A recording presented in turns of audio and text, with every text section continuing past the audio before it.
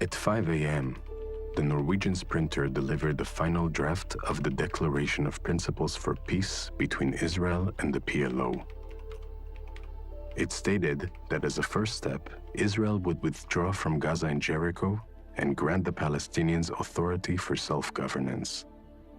In the second stage, which would take place within a year, the Palestinians' authority would expand to most of the West Bank. And within 5 years, a permanent peace treaty will be signed, addressing the core issues of settlements, Palestinian refugees, definitive borders, and Jerusalem. The people are rejoicing, celebrating the occasion, and that they are waving olive branches and they are singing, and they sent us a message of solidarity. Do you realize what's going on today here? What is going on? Do you understand the situation? The Palestinian state is emerging.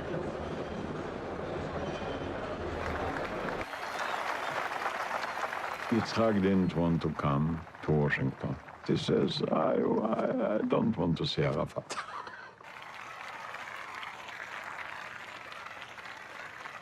Finally, Yitzhak shook the hands of Arafat.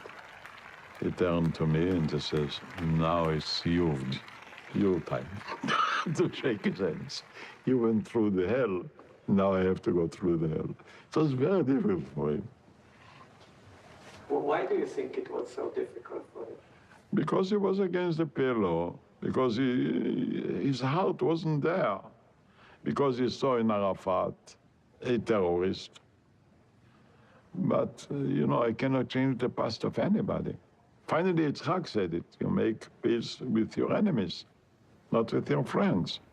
When you shook hands with Mr. Rabin, it looked like it was your idea, not his. He hesitated a little bit, but I insisted, and I continued stretching my hand to him.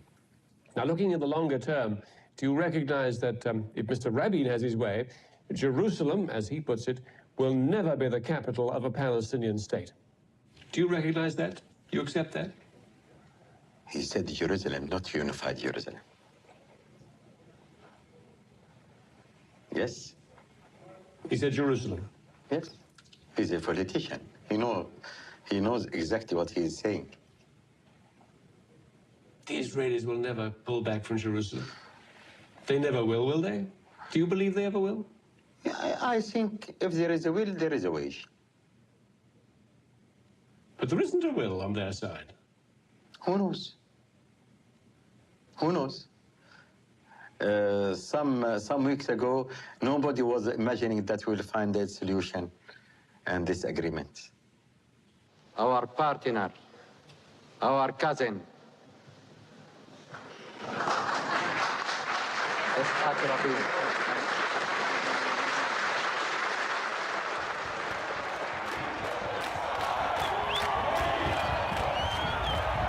ליצחק רבין ולשמעון פרס וליוסי בני ולחבריהם.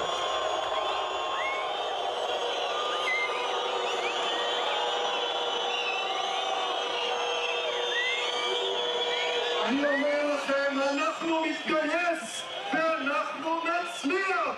אנחנו נצליח! לעצור את הסכנה הזאת! אנחנו נצליח! כי העם הזה הרבה יותר חזק מהממשלה שלו.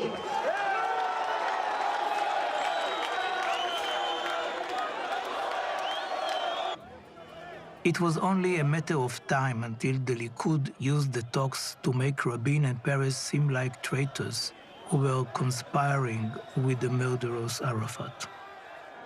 לכו אל העם, תאמרו את האמת, תגידו זאת כוונתנו, למסור את ליבה של ארצנו לערפאת, להקים שם מדינה פלסטינית. לכו אל העם, ולכו אל העם לפני שתבצעו את הדבר. שלום רב לכם, הטבח בחברון, עשרות פלסטינים נורו למוות מאש של מתנחל אחד לפחות, בתפילת הבוקר במערת המכפלה. At 5 a.m. on Friday, February 25th, Dr. Baruch Goldstein, a religious settler dressed in his army uniform, grabbed an Uzi submachine gun and opened fire on the people in prayer at the Cave of the Patriarchs. 31 people were murdered during the massacre that ended only when Goshen himself was killed.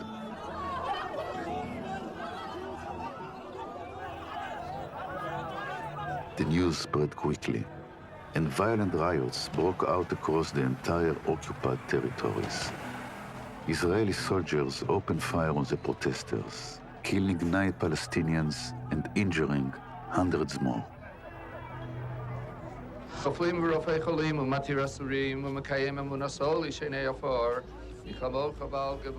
Goldstein quickly established a fan base among the settlers.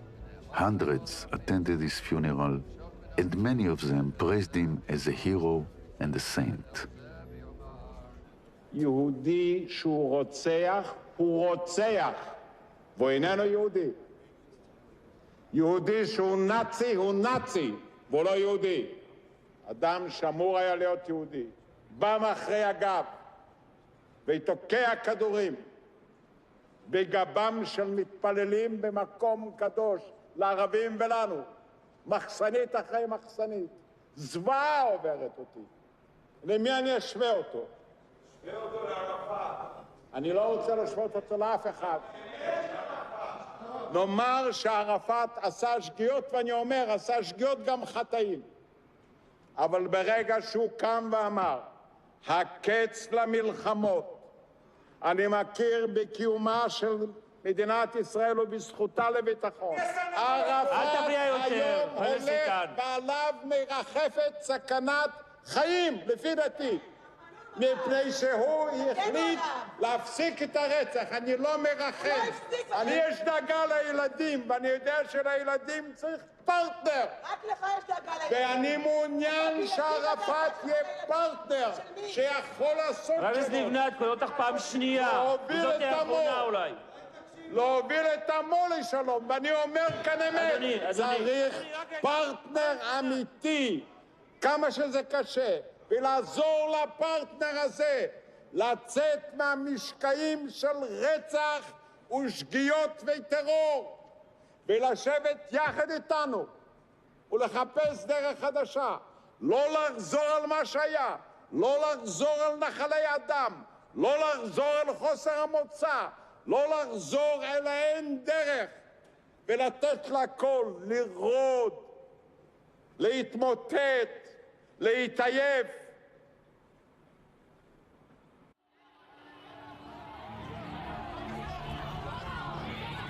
Our worst nightmare had come true. Arafat was torn between his people and the need to appease the Americans and the Israelis. He is slowly losing his credibility in the eyes of the Palestinians. He is losing control. The people now are totally convinced with the attitude of Hamas after the massacres. So what do you think will happen to Fatah, for example? They are going to lose much of the support of the people who believed in Fatah at the time. You know that people in Israel are really terrified of revenge now. Yes, everybody is angry, actually, and it is expected for the revenge.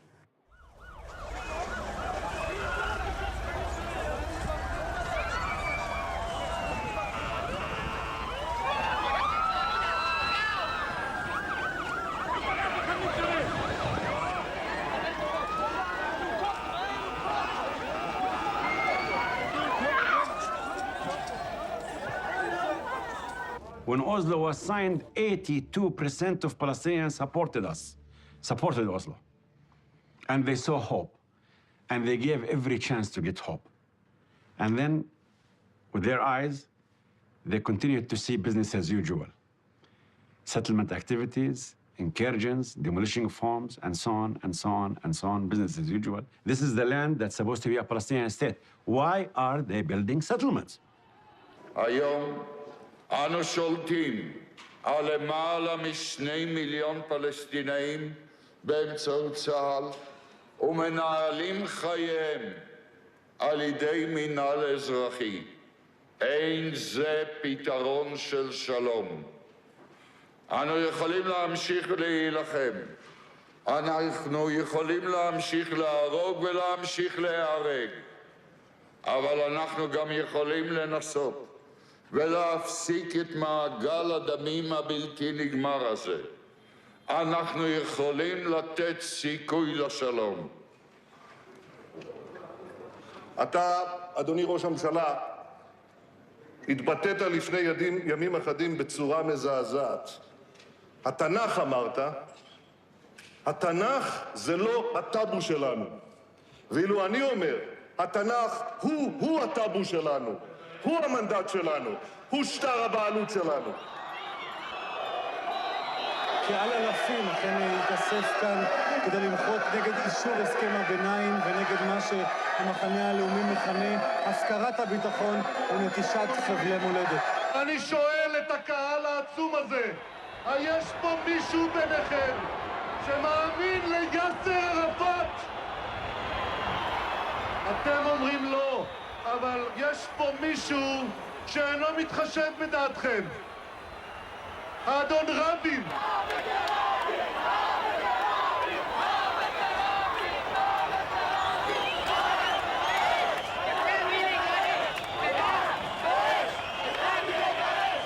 The face-off wasn't between Israel and the Palestinians, but between those who supported peace and those that objected to it. רבין, אני רוצה לחזור למתנחלים. למה אתה אוהב להרגיז אותם?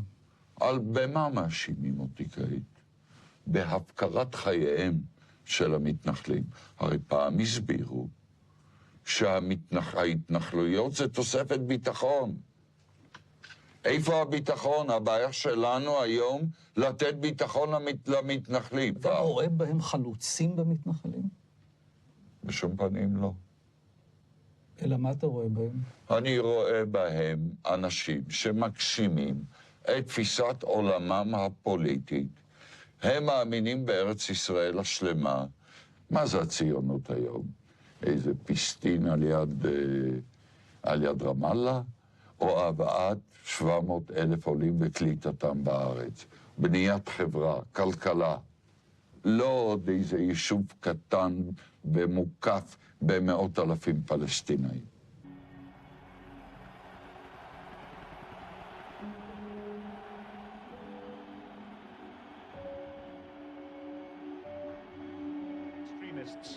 Tonight, the supporters of peace emerged in a huge rally in Tel Aviv. This is the young Israel, tired of army service, tired of chasing Palestinian stone-throwing children through refugee camps. All sides are mobilizing, for this is now becoming one of the most contentious moments in Israeli history. For the first time, perhaps, the surprise is fading, and there is a popular momentum for peace. זה היום המאושר ביותר בחייו. הכרתי אותו 50 שנה. אף פעם לא ראיתי אותו כל כך מאושר.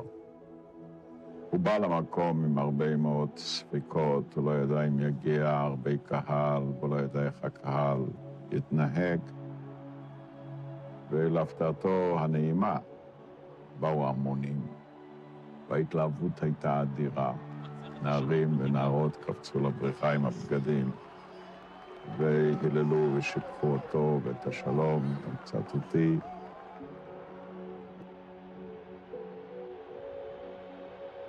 ואחר כך הוא גם חיבק אותי כפי שלא חיבק אותי אף פעם אחת בחיים. ממש לא ראיתי כל כך מאושר, כמו בערב הזה.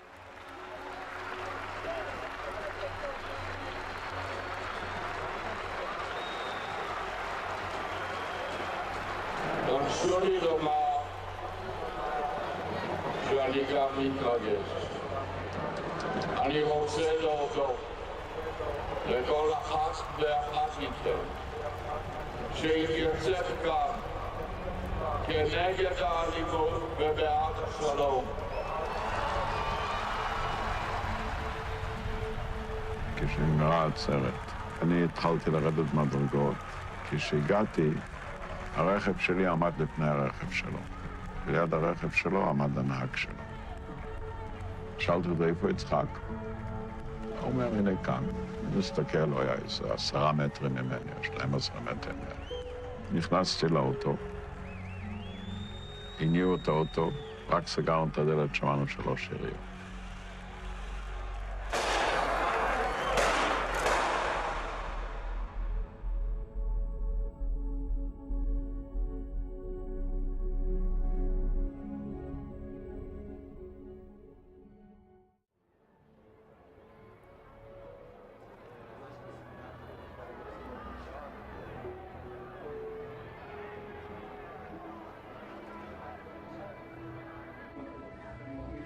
You know, these people were fighting each other. They don't recognize each other. They kill each other and so on. It wasn't a play. But then later I saw Rabin's meeting with Arafat. I saw meeting after meeting after meeting after meeting. I was there every single meeting. And I saw how the relationships developed. After the day when Rabin was assassinated, Arafat told me they assassinated the peace process in Israel. And I disagreed with him. I told him, no, Israel is not about an individual. It's about institutions. It's about this. Have replacements and so on. And he did like this with his hand and told me they assassinated the peace process. ערב טוב ושבת שלום, עכשיו זה רשמי, מהפך בבחירות 1996. ראש הממשלה הבא הוא בנימין נתניהו. הוא קיבל 50.4% מהקולות, לעומת שמעון פרס שקיבל רק 49.5%. ראש הממשלה בנימין נתניהו, ראש הממשלה המיועד בנימין נתניהו, עכשיו עולה ויישא את נאומו.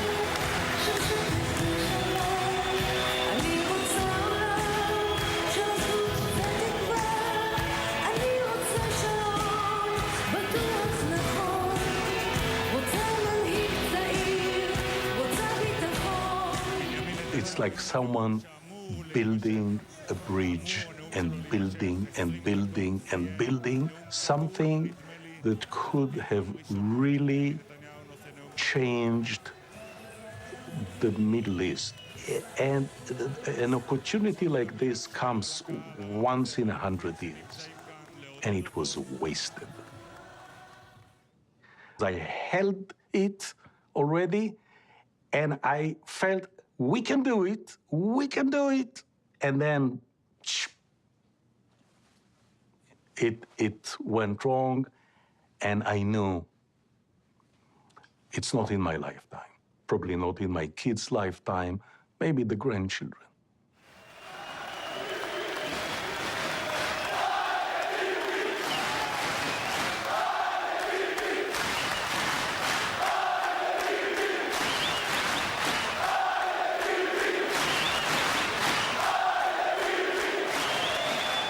ידידים, רעים, חברים, מדינת ישראל יוצאת היום לדרך חדשה.